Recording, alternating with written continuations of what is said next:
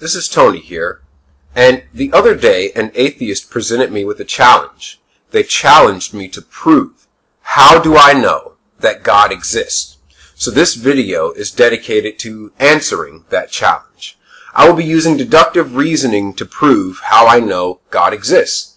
Now, for all of you out there watching it, don't feel intimidated. I'm not going to use any overly obscure philosophy terms or anything like that. I'm going to try to be as simple and straightforward as possible. So there are two main reasons why we know God exists. There's causality and there's morality. So let's talk about what causality is. Causality is basically concerned with determining why things happen. Causality is all about asking why. And there are a lot of why questions out there. But one of the biggest why questions, and the one that is relevant to this discussion, is why does the universe even exist? Who put it there? How did the universe get there? Now there are three basic choices you have for why the universe exists. You either believe option A, that no one put the universe there, it always existed, or you believe option B, no one put the universe there, but at some point the universe came to exist, and before that it didn't exist. Or you believe that someone did put the universe there, which is option C. So let's talk about option A, the belief that no one put the universe there, it always existed. Now this option fails because if you believe the universe was always there, then you believe the universe is infinity years old. And a universe that is infinity years old should show an infinite amount of years worth of aging. Think about it. If you believe the universe has been here for thousands of years, you believe the universe has shown thousands of years worth of aging. But if you believe the universe has always been here, you should expect to see an infinite amount of aging. But our universe does not show signs of an infinite amount of years of aging, so it cannot have always existed. What do I mean by an aging universe, you ask? Well, there's several ways in which the universe ages, but the main one is called entropy. Entropy, in basic terms, means that a system that has high energy will eventually lose all of its energy and reach a state of rest or equilibrium. In the same way, here is how entropy works. If you leave a hot cup of coffee sitting on the table, if you give it enough time, entropy will act on that coffee and it will lose all of that energy and reach a state of rest. Which means that if you leave a hot cup of coffee, all of that heat energy will eventually disperse given enough time, and you'll be left with a cold cup of coffee. The same thing happens to our stars in our universe. Given enough time, all of the high energy and heat in the stars should eventually dissipate, and the stars should cool down given enough time. Well, if our universe is an infinite amount of years old, meaning it's always been there, then we should expect to see that every star should have experienced an infinite amount of years worth of entropy. So we should expect to see that every star has aged to the point where it's cooled down and it's dark because an infinite amount of time has passed. So, if the universe is an infinite amount of years old, we should expect to see a dim and dark universe where every star has burnt out its energy an infinite amount of years ago. But we do not see this. Instead, we see a universe that is full of light and energy, showing that an infinite amount of time could not have passed. Time is not infinite. That is why option A fails.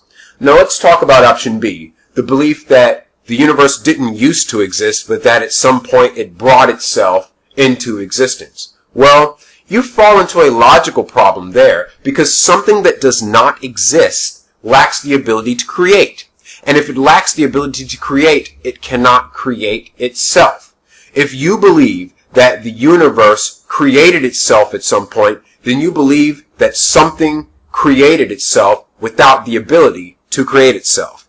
A logical problem, and that is why option B, the belief that the universe brought itself into existence, fails. That only leaves us with option C, that the universe was put here, that the universe was created. Now, some may try to argue that at first there was nothing, and then everything was created in the Big Bang, but the problem with the Big Bang theory is this question. Where did all the stuff that banged come from? If you believe the stuff that banged in the Big Bang always existed, that fails because of the infinity time problem that we just discussed. And if you believe that the stuff that banged brought itself into existence, that fails because something which does not exist cannot create anything, including itself. So now that we know that the universe was created, let's address the matter of who or what created the universe. How do we know that God Almighty created the universe and not this block of cheese? Well, let's talk about the type of attributes that whatever created the universe had to have. Now, we know that time, we've already discussed, is not infinite. So time had to have a beginning. So whoever created the universe had to exist before time was created. To be able to exist without time means that you are eternal. We know that who or whatever created the universe also created space, energy, and matter, the stuff in the universe. So if you created the universe, you created space, time, and matter. And if you can exist before space, time, and matter exists, that makes you omnipresent. Think about it. If you exist before space exists, that means your existence is not limited to any particular space, making you omnipresent. So we know that who or whatever created the universe is omnipresent. We know that the universe has physical laws, and where there are laws, there must be a lawgiver. Whoever created the universe was able to exist before the physical laws even existed. And if you are able to exist without the physical laws, that means you are not bound by them. And if you are not bound by the physical laws, you are omnipotent. So we know that whoever created the universe is omnipotent. And so you might still ask, yeah, well, that doesn't prove God created the universe. That just proves that a being that's omnipotent, omnipresent, and eternal created the universe. But how do you know it's a personal God? Well, here's how we know. We know whoever created the universe also created DNA. DNA is a complex set of information for reproducing organisms.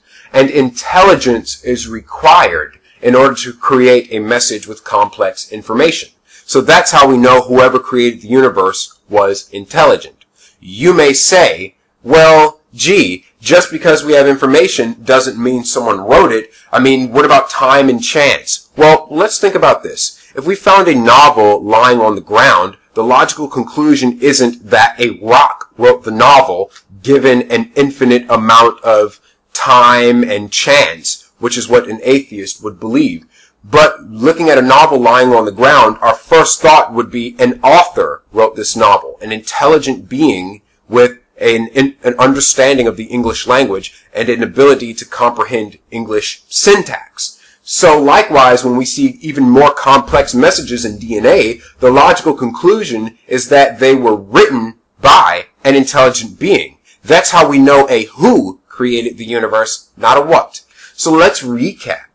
We know whoever created the universe had to be eternal in order for time to exist. Whoever created the universe had to be omnipresent in order for space to exist. And whoever created the universe had to be omnipotent in order to set the physical laws of the universe in place. And we know that whoever created the universe had to be intelligent in order to create the messages in DNA and the complexity of life. There is only one being that possesses all of these qualities, God. And the Bible clearly demonstrates that God has all of these essential qualities for our universe to exist. The Bible indicates that God is the first cause in Isaiah 43:10. The Bible indicates that God was able to exist without matter and space in Hebrews 11:3. The Bible indicates in Genesis 1:14 that God set the physical laws in motion and set the planets in orbit around each other and created the laws of gravity and such. And in Jeremiah 1:5 we see God demonstrating his intelligence and officiating over the process of a life being created. So this is how we know that God made the universe, because all of the qualities required for a creator of the universe, God possesses, and the Bible describes such. So that's the argument from causality. Now let's talk about morality. Now morality deals with the matter of right and wrong, fairness, justice, all of those things. But before we can talk about what right and wrong are, we have to ask ourselves, do right and wrong actually exist? It may seem like a silly question to ask, but we have to ask ourselves, how can we prove that right and wrong actually exist? Now, if you're an atheist, you probably have one of these four responses.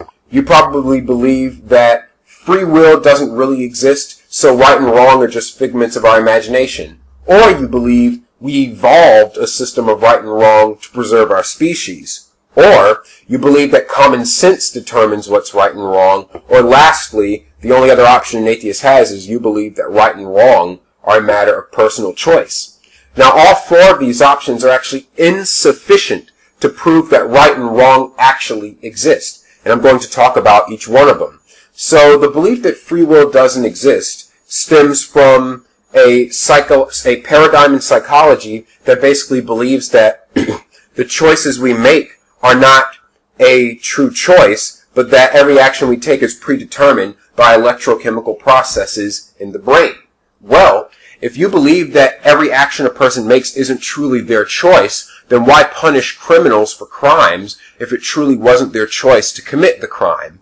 Why hold anyone accountable for any wrongdoing if their action was predetermined by electrochemical processes and had nothing to do with morality and right and wrong? Furthermore, why give credit to people who do good things if you believe that whatever they do was predetermined by electrochemical processes? Ultimately, this option is the ultimate cop-out because it fails to account for the choices people make. In this option, there is no such thing as right or wrong because everyone is pretty much a machine driven by electrochemical processes. Well, in that case, rape isn't actually wrong because the rapist was just a machine driven by whatever processes were in their brain. They may be unfavorable, but that doesn't make it wrong. So this option here does not hold ground in saying that something's definitively a right or wrong action. So this option fails to answer the question, do right and wrong actually exist? Now, if you believe in evolution and you believe we evolved a system of right and wrong in order to preserve our species, in this case, this explanation fails because you could pretty much justify any atrocity as long as it has an evolutionary benefit. Because again, people who believe in evolution essentially believe that our society was designed around things that have evolutionary benefits. Well, take adultery, for example. Research in evolution would demonstrate that males are more evolved toward having multiple partners, which is why a man can get multiple women pregnant at the same time. And so if you believe that we evolved a system of right and wrong to preserve our species, then an adulterer is not guilty of doing anything wrong if he commits adultery because he is just getting his genes in the next generation as much as possible, which has an evolutionary benefit. So if you believe in evolution, you're an atheist believing in evolution, then as long as an action can be justified by saying it has an evolutionary benefit, you have no grounds to say that action is wrong. And another reason why the using evolution as a basis for human rights is wrong is because if you believe that every action must have an evolutionary benefit and that's how we came to be the species we are, then why not kill anything that is a threat to evolutionary benefits, such as the disabled, those with terminal diseases, and those with all kinds of illnesses? If you believe evolution is the driving paradigm for what is right and what's wrong, then you have no reason to argue with someone who kills off the terminally ill, because from a purely naturalistic and evolutionary standpoint, you believe that person's doing the species a favor. So that is why this option fails to account for the existence of right and wrong. Then there's the response, common sense determines what's right and wrong. Well, common sense is just another way of saying whatever the group decides is right and wrong, that's what right and wrong are. But the problem with this is that that sense of common sense, that common consensus on what's right and what's wrong, is different from culture to culture. So with this, you have no firm basis to say that rape is objectively wrong, because one culture may believe rape is wrong, and another culture may be more sexually permissive and have less of a problem with rape. So you are unable to say that rape is an absolutely wrong action because different cultures may disagree on what constitutes rape and whether or not it's wrong. And let's not forget, just because a lot of people agree to something doesn't mean that that something is absolutely right. This is called the ad populum fallacy. Now let's go to the last option. You have some atheists who will say right and wrong are a matter of personal choice. I don't need a God to tell me what's right and what's wrong. I can look inside myself and know what's right and what's wrong. Well, here's the problem with that. If you look inside yourself and determine that a certain action is wrong, but the person next to you looks inside themselves and determines that that same action is correct, well, who's right and who's wrong? You can't both be right. That would violate the law of non-contradiction, because two opposite opinions can't both be right at the same time. Someone has to be right, someone has to be wrong, which is why it is illogical to use personal opinion as the basis for right and wrong, because two opposing opinions differ. So, if the atheist is to say, I looked inside myself and determined that theft is wrong, but another atheist is to say, I looked inside myself and determined that theft is correct, who is one atheist to have authority over another and determine which one's right or wrong? Two personal opinions differ. One of them has to be right, the other has to be wrong. And that is why this explanation fails. So let's revisit the matter of talking about the atrocity that I have mentioned most commonly throughout this presentation, rape. If you were to ask an atheist to prove that rape is wrong, given the four paradigms that they have for morality, you would get 4 insufficient answers that fail to prove that rape is wrong. An atheist who believes that right and wrong are a matter of predetermined chemical processes and that right and wrong don't actually exist, they would not be able to objectively tell you that rape is wrong, because in their mind, the rapist didn't actually choose to rape.